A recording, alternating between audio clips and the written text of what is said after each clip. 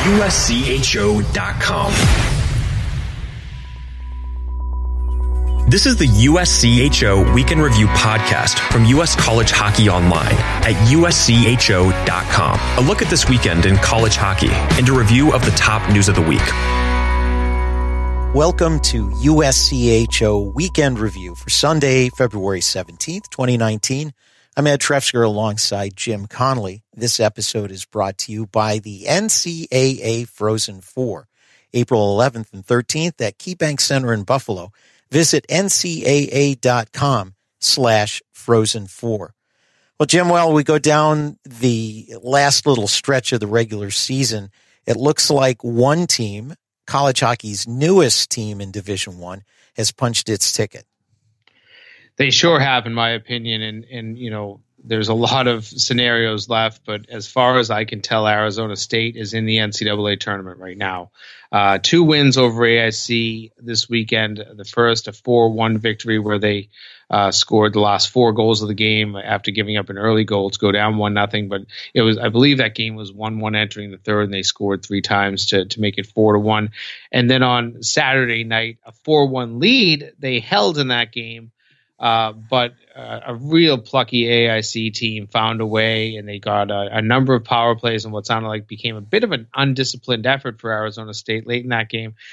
AIC ties the game in the final minutes of regulation, but then in overtime, Arizona State, the way they have all year, just this kind of Cinderella feeling team, but much better than Cinderella, I'll tell you. This is a team that has a lot of potential.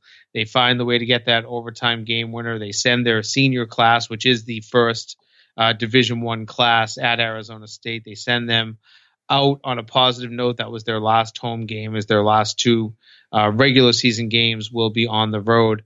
But what can you say about this team? We've been talking about them really since mid-November, and everything just continues to click. And right at this point, they're 8th in the PairWise, tied for 8th 3 ways, but they win the tiebreakers against the teams that are right below them. I couldn't find a way to mathematically push them down to number 11 in the PairWise, which, if anybody really understands the system, that is the unsafe at-large position when you head into the conference tournaments. Obviously, they can't win a conference tournament; they're not a member of a conference.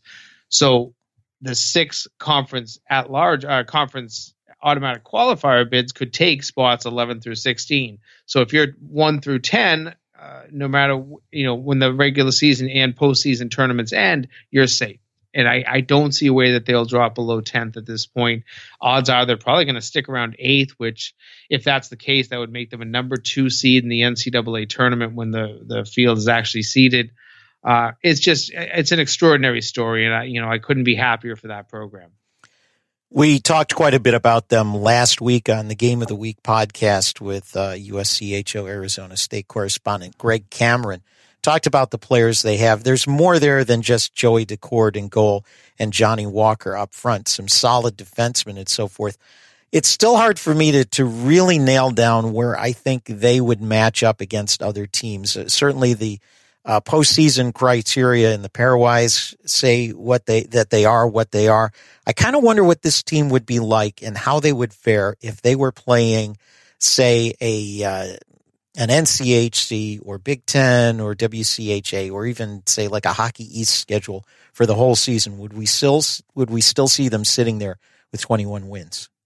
Yeah, it's a good question. It's a very similar question to what gets posed every year when we look at the Atlantic hockey team that goes into the tournament almost always as a number 4 seed because they're one of the lowest teams. Their RPI doesn't usually get them any higher than the 16th team in the tournament.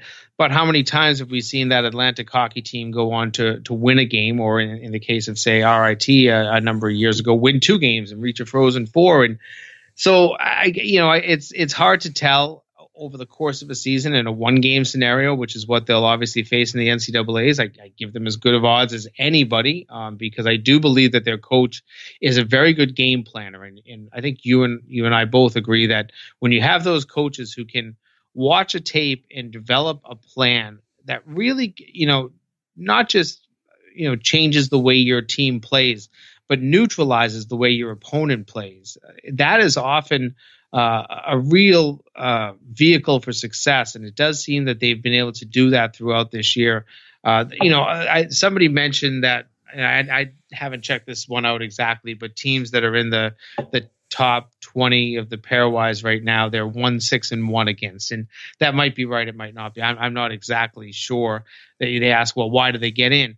Well, the fact of the matter is that they played opponents whose opponents, and we always talk about that as the big component of the RPI, were pretty strong. They played a number of Big Ten teams, they played a number of Hockey East teams, and they played a few NCHC teams in there. So NCHC teams. So that is what has raised their RPI. Are they maybe a little artificially high? Maybe a little, but every time I look at this team and think that this is going to be a series that they're going to really struggle in. This is one I don't think they can pull off a win. They don't just pull off a win. Oftentimes they've swept those series. So it'll be really interesting, but I really have a lot of confidence in the way that this team and Greg Powers and really their whole staff has gone about this season. Well, we saw a couple of teams have unbeaten streaks end over the weekend. Actually, on Friday night, it was the end of 12 unbeaten for Bentley. Probably bigger on the overall scene, although we'll get back to Bentley when we talk Atlantic hockey, was Providence dousing the flame of the UMass Lowell Riverhawks, who had gone 9-0-1 entering the weekend. And Providence swept a home-and-home series, routing the Riverhawks at the Tsongas Center 6-1. And then hanging on back home at Schneider Arena with a 1-0 win. It's interesting, and since Norm Bazin arrived at Lowell, and it's the same season that Nate Lehman arrived at Providence, I do feel like Providence has been Lowell's kryptonite. Now, there are three notable exceptions to that. 2013, the last night of the regular season, Lowell had to go to Providence and win a game on the road. They did so, clinched the Hockey East regular season championship. Ironically, that's the last time they won down in Providence.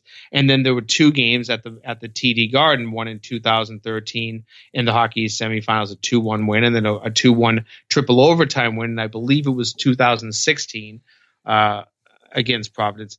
Other than that, Lowell has really struggled against the Friars. And despite the fact that Lowell was the red-hot team, 9-0-1, and Providence had literally scored 4 goals in their last 4 games coming into Friday night's game. You mentioned a 6-1 win.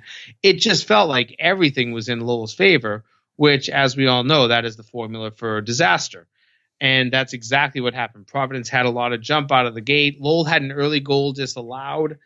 Seemed to take a little bit of momentum away from them, but then Providence scores 2 in the first. They scored 2 in the second. Now they've scored 4 goals in 2 periods after scoring 4 goals in 2 weeks. Now, Saturday followed Providence's formula. They scored only 1 goal, but 1 was enough because Hayden Hockey posted his 7th shutout this season, his 15th career shutout. These are real good numbers that he's putting up, by the way. And suddenly Providence walks away from that weekend probably feeling like they played a very good game and a decent game, but they still walk away with 4 points.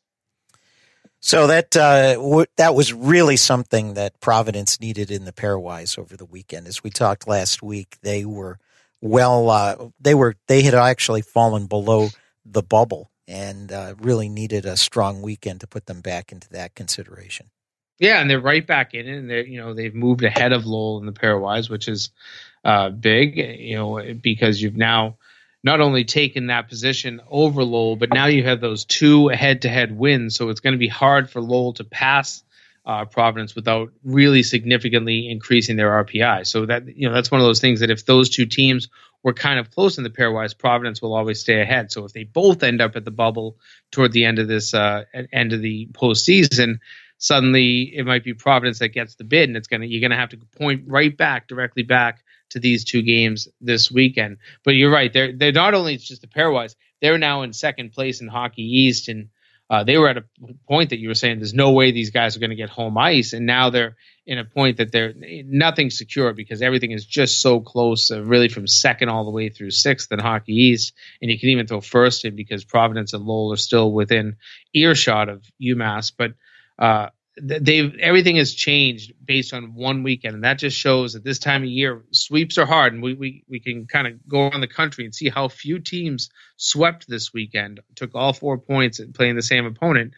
Those sweeps are hard, and when you get them, they really can ruffle the feathers of the rest of your league and maybe even the rest of the PairWise when it happens. Well, UMass, you mentioned them. They were able to hold serve and stay 4 points ahead of now both Providence and Lowell. But not a gimme weekend for them with a sweep over BC.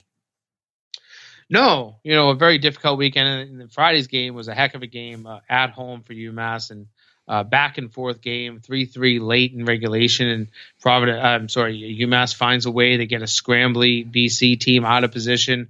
Goaltender Joe Wall had lost his stick, and next thing you know, 2.3 seconds left the game when it goes in.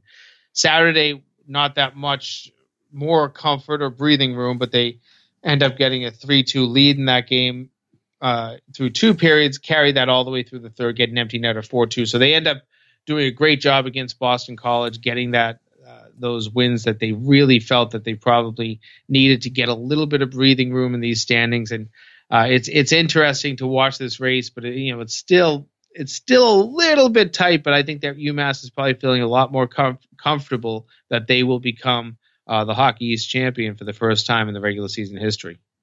When we turn to the Big Ten, it looked like it was a good weekend for Ohio State at home to be able to salt away the regular season, but they got swept on home ice by a Minnesota team that we talked about last week that was really dragging, and it seems like a good weekend, a good shot in the arm for Bob Motzko's Golden Gophers.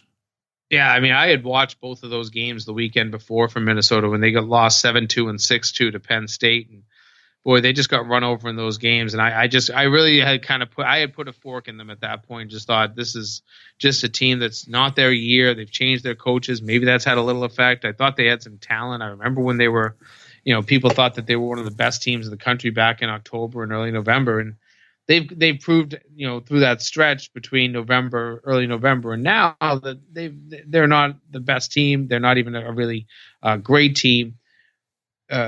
But this weekend, they found a way, and that was a huge sweep for them over Ohio State, going on the road to earn both wins, both 4-3 victories. Really liked the way that they played and managed leads and found themselves, maybe hanging on a little bit both nights, but still seeming in control of the games. For Ohio State, though, boy, I mean, that was their opportunity. They really could have salted away the Big Ten title there.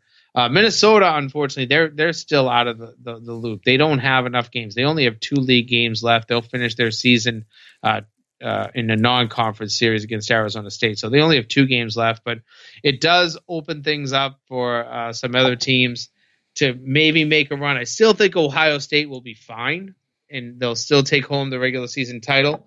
But when you have a chance to kind of put things away and you're on home ice and you falter, maybe not the best feeling in the world heading to the postseason. That said, there are a lot of coaches sometimes that like to get those eye-opening weekends. And maybe Norm Bazin saying that to his team. Maybe Steve Rolick saying it to his team. You don't like to lose this time of year. But sometimes those losses, when you have a nice little streak going, sometimes those losses aren't the worst to open your eyes. And like I said, I think Notre Dame is the only team with a real shot at Ohio State. It's still a really tough hill to climb. Maybe Ohio State, ends up waltzing to the title anyways, but it's not over yet is the way I guess we have to face it. It's certainly better to lose 2 in a row in February than 2 in a row in March. That's absolutely true. I mean, if this is a best 2 out of 3 series, in the playoffs, you don't want your season coming to an end that way. Well, we're going to talk more about the weekend that was, including NCHC, ECAC, and WCHA, plus a look at the PairWise. But first, a break to remind you about the Frozen Four coming up in April. This podcast sponsored by our friends at the NCAA Frozen Four, April 11th and 13th at KeyBank Center in Buffalo. Speed and precision, unrelenting power. This trophy is not given, it must be earned. The 2019 NCAA Frozen Four, April 11th and 13th at KeyBank Center in Buffalo. With a shot, saved by Morris. Takes the shot, Visit ncaa.com/Frozen4 and get your tickets today. Continuing with USCHO Weekend Review podcast, I'm Ed Trefzger with Jim Connelly. Jim, in the ECAC, I got to see Yale play on Friday night, a workmanlike 3-0 win over Colgate, and then a nice 5-2 win came up with an upset of number 8 Cornell on Saturday. Yale's now in the thick of things, and it seems like a whole bunch of teams are in the thick of things in the ECAC. I mean, as I put, I wrote the Monday 10 that'll debut tomorrow morning. And one of the things I put is that Steve Hagwell, the ECAC commissioner, better look up how to break a 4-way tie, because the odds that he could have, and I know we always say this going into these last couple of weekends, but the odds that he could have a 3-way or a 4-way or more tie for a position, it's crazy. There's nothing seemingly separating these teams in the ECAC right now. Obviously, Cornell was able to hang on to first place. They got 1 out of 4 points on the weekend, but they have 25 points. Quinnipiac has 24. Yale has 23. Clarkson and Harvard each have 22. Brown and Dartmouth both have 19. So maybe they're a little further out in terms of a first place battle. But listen, we just talked about what 4 points can do in a weekend. 4 points right now could get them 2 points out of first place. That's how crazy things are in the ECAC. This is about as tight as I can remember this league coming down the stretch. You know, you're talking about 3 points separating first to fifth place. And Cornell was rolling, it seemed, and then they hit a bit of a snag this weekend. Quinnipiac, they've been playing well. They took 3 out of 4 this weekend. Yale, they sweep. Harvard and Clarkson each take 2. Brown seems to be the hottest team. I believe they got 2 ties this weekend. But it feels like these teams at the top just don't want to close it out, and teams just below them are really doing everything they can to push and make this a great race down the stretch. We're talking about splits around the nation over the weekend. That was the story in the NCHC. It really was. And I mean, a number of leagues had plenty of splits this weekend. You know, you had your first place team idle, but I think the big split was Duluth and Denver. And the ability for Denver to rally after losing the first game, get the second game, I believe it was a 1-0 game on the road. And then Western Michigan and North Dakota. You know, North Dakota wipes the ice with Western Michigan on Friday night, a 5-1 win, but then Western finds a way to come back and earn a 3-1 win the next night. So it's one of those things, and you know, I kind of mentioned it again in Monday 10, where a lot of these teams need more than splits, not for their conference standings as much as they do for the PairWise. There's a lot of teams that are on the wrong side of the PairWise bubble right now, and splits won't do much. You start putting a few together. You put 3, 4, 5 wins together, wonderful. You're probably going to jump right up. You're going to be right in the thick of things, maybe even get yourself into some safety in the PairWise, but splits do nothing. Maybe you can move up a spot. I believe Western ended up splitting this weekend and still moving up a spot or two. But for the most part, splits, when you're on the wrong side of the bubble, don't do anything positive. And the NCHC is in great shape to have 4 teams in the NCAAs. Right now, 3 of them, St. Cloud State, Minnesota, Duluth, and Denver, would all be number 1 seeds. Western Michigan, as you mentioned, moved up to a tie for 8th, probably about 9th in there. They would certainly be the top number 3 seed, if not squeaking in as a number 2 seed. So things are looking good there, but there are teams out there who've got to watch out. One of them, a team that was in the Frozen Four last year, Notre Dame. Another, a perennial favorite for the postseason, North Dakota, well outside the bubble. And Penn State also looking to be in tough shape right now, unless they really play out during the regular season and have some success in the early postseason. Yeah, obviously the Irish with back-to-back Frozen Four appearances, they're looking to do something, and they just want to get to the tournament, I think, because they know that they are a team that has the experience. On the other side, Penn State, they've had a good couple of runs here. They want to get in, but North Dakota, they host a regional, and they don't want to be the host that doesn't make it yet again. They don't, they'll still be a sold-out building. We have no problem with that, but in terms of just wanting to be part of the tournament, be part of that regional. North Dakota really, really doesn't want to be on the outside. They probably have the toughest row to hoe, to be honest with you. I think that they would have to go, at least 700, 800 on the rest of the way if they don't win their conference tournament. In the WCHA, Minnesota State didn't play. They've clinched at least a share of the regular season title, but I think the real story in the WCHA has to be Lake Superior State. 2-3-1 wins over Michigan Tech. They're 13-2-1 in their last 16 games. We talked with Damon Witten last week. It's hard not to feel the excitement he has for that program. They may be the hottest team in college hockey right now.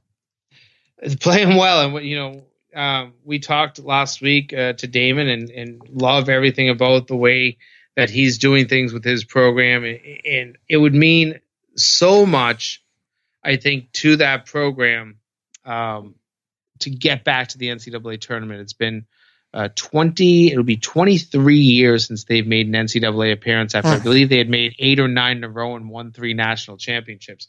That's a long time to not make the tournament for a city. And you heard Damon, if anybody listened to that Spotlight podcast last week, just talk about what hockey means up there to the people. And it's part of their culture. And they'll support that team no matter what, but you still want to be able to deliver for your fans. And they're getting on that precipice. They get 2 more wins this weekend. They're moving in the right direction. Might have to win their tournament, but they are definitely very, very close to getting back to the NCAA tournament. That would be such a great thing for the people up in Sault Ste. Marie.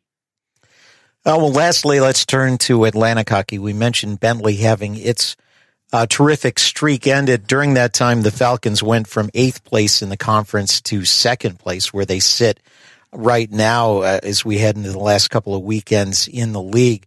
AIC had Arizona State, as we talked about. They're still out in front in that conference and not too far behind Air Force and RIT. Both of those schools split on the weekend, so they end up where they started out. Army picked up 3 points on the weekend, and what a crazy weekend for them.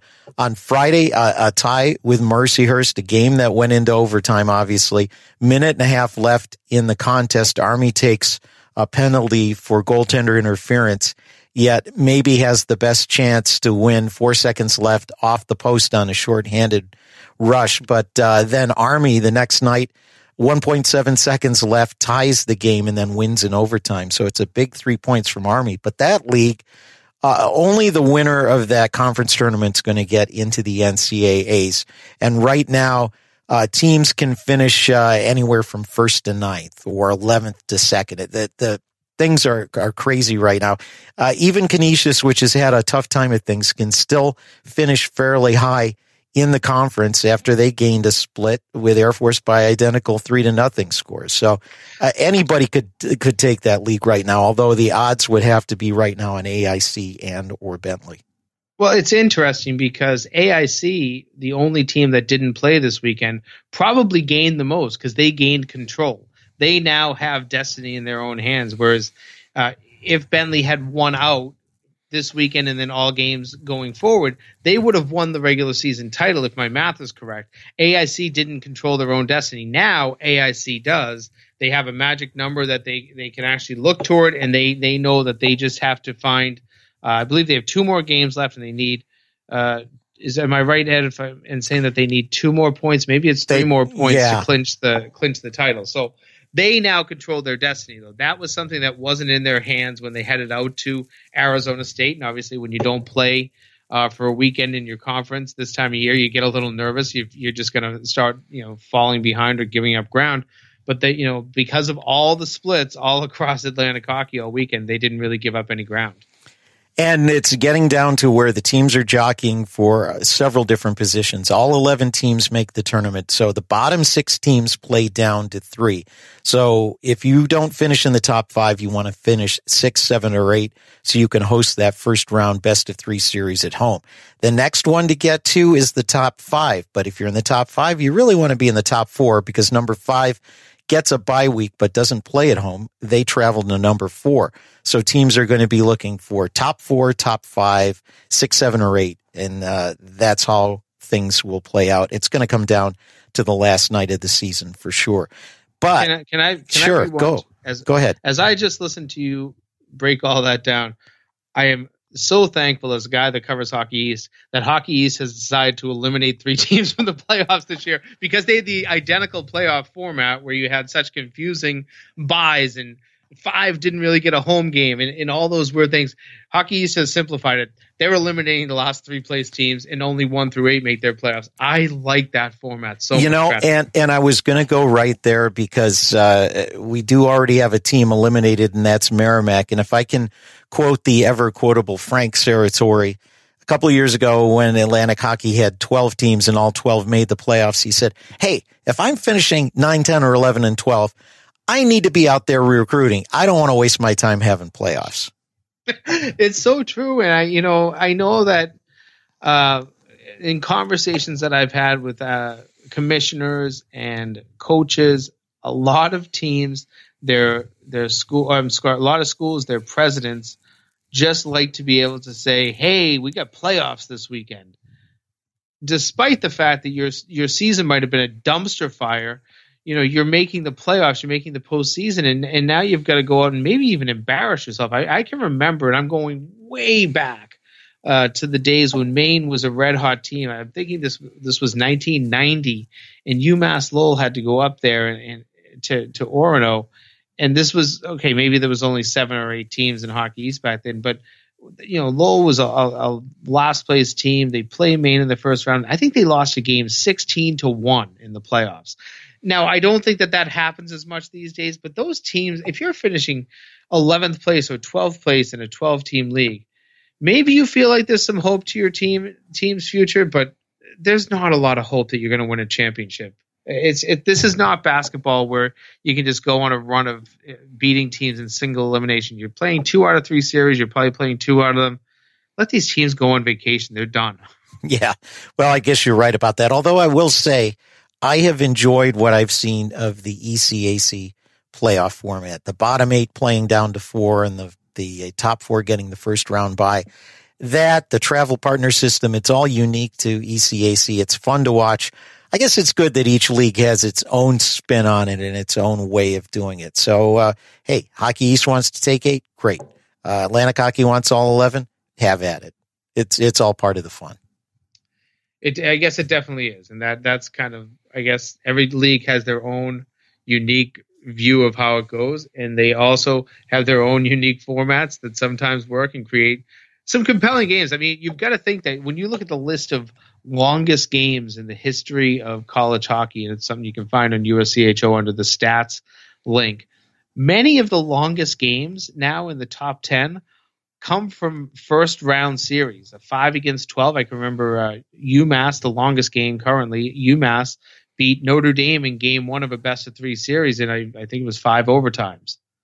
And granted, they couldn't win games 2 and 3, but hey, they won a game in 5 overtimes, and it was a first round game, and that was the 12th place team in hockey. So good things can certainly come out of that first round.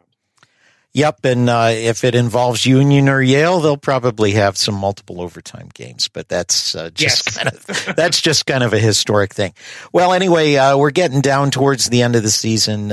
Check back with us each week for USCHO Weekend Review. We'll certainly be breaking down PairWise implications over the next few weeks. For Jim Connelly, I'm Ed Trefzger, and we'll catch you next time.